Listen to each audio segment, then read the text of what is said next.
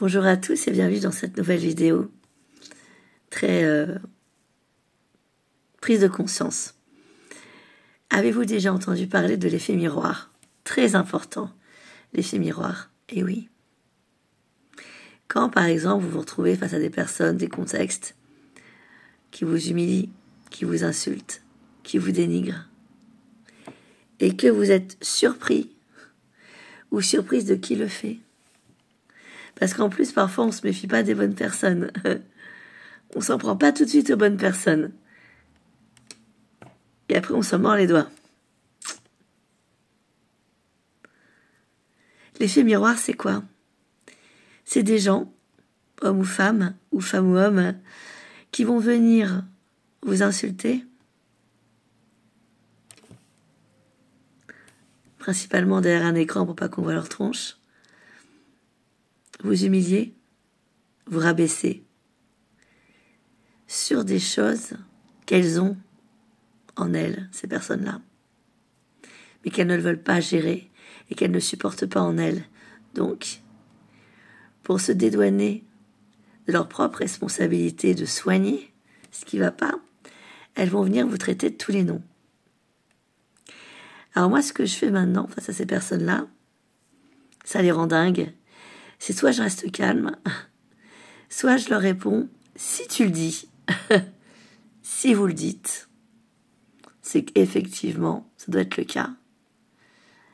Alors je dis pas ça parce que j'ai eu plus de chance avec les hommes qu'avec les femmes, mais je vous le dis parce que c'est une réalité et c'est aussi par expérience. Certaines femmes entre elles sont des garces. Voilà. Pour ne pas dire autre chose. Récemment, j'ai eu des soucis de diffamation. J'ai contacté la personne qui gérait la chaîne et je me suis mise en colère contre cette personne. Et j'ai découvert cette personne qui est très cartésienne et qui ne croit pas en la voyance. Mais ça, c'est son choix. Il, en l'occurrence, a le droit de ne pas croire en la voyance. Ça ne fait pas de lui une mauvaise personne ou quoi au caisse.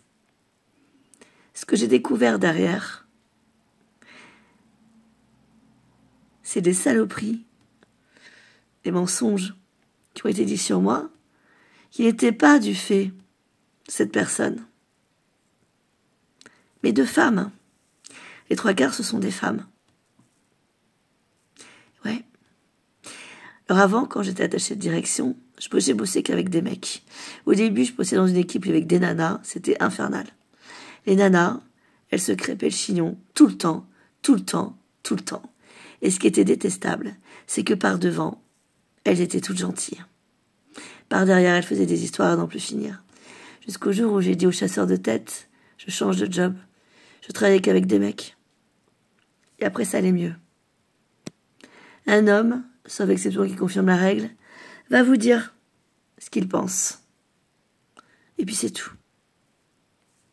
Une femme, c'est différent, c'est plus sournois. C'est plus... Ouais.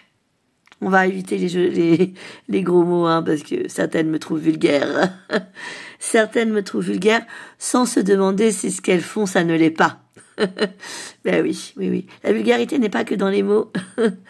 Elle est aussi dans tout le reste, dans la finesse d'esprit que l'on n'a pas, dans le fait de ne pas comprendre les nuances et de se croire intelligente en inventant des vies aux personnes, des vies qu'elles n'ont pas, voire même des relations qu'elles n'ont pas avec des gens qu'elles ne connaissent pas. Et ces personnes-là se permettent de dire que Tartampion est comme ci ou comme ça, parce qu'elles s'imaginent intelligentes. Et à un moment donné, je n'y réponds plus, parce qu'il n'y a rien à répondre, en fait, c'est tellement stupide. Personnellement, quand je n'aime pas quelque chose, je ne l'aime pas. Alors je vais le dire, si je le dis gentiment, ou alors je le dis pas, je trace ma route. Mais je ne prends pas plaisir à faire du mal, en fait. Je ne prends pas plaisir à détruire juste pour détruire. Au pire, je propose un droit de réponse ou une confrontation, comme j'avais fait avec la chaîne en question, mais S'il n'y a pas moyen que je vois que le reste du monde sur la chaîne continue de m'insulter, effectivement, bah j'y vais pas. À quoi ça sert? À quoi ça sert? Et pour ma part, je me suis rendu compte que derrière, c'était que des femmes. Hein. Donc je leur dis merci, je leur dis qu'il faudrait peut-être qu'elles récupèrent certains neurones, hein, parce que j'en ai pleuré, et que c'était le but. Le but, c'était de me détruire, le but, c'était que j'arrête ma chaîne. Et je suis heureuse, moi, de faire ce que je fais, en fait. Je le fais pour aider les gens, alors je gagne ma vie comme ça. Mais je le fais pour aider les gens. Et celles qui me jugent sans me connaître, ferait mieux de se regarder une bonne fois pour toutes dans la glace, pour voir leur carence à elles, quoi, leur propre détresse psychologique, pour pouvoir s'acharner, comme elles le font, sur une nana qui leur a rien demandé. Hein? Alors, toutes les femmes ne sont pas comme ça. Heureusement, d'ailleurs, il y en a des très bien. Celle-ci, écoutez, j'ai presque de la peine pour elle. Mais en même temps, ce sont de très bons exemples de l'effet miroir. Donc, si vous voyez qu'il y a vraiment quelque chose, tous, hein, parce que ça arrive à tout le monde, qui ne vous dérange chez quelqu'un, demandez-vous si c'est pas quelque chose que vous avez en vous, mais que vous ne voulez pas voir, si vous n'êtes pas dans le déni et qu'il faudrait peut-être travailler. C'est important. L'autre n'a pas à prendre sur ses épaules le poids de ce que vous ne voulez pas prendre en responsabilité chez vous. Mesdames qui avez fait ça très récemment, il y a un petit groupe sur YouTube. Prenez-en de la graine. Parce que moi, je continue ma vie, en fait, sans vous. Bye bye.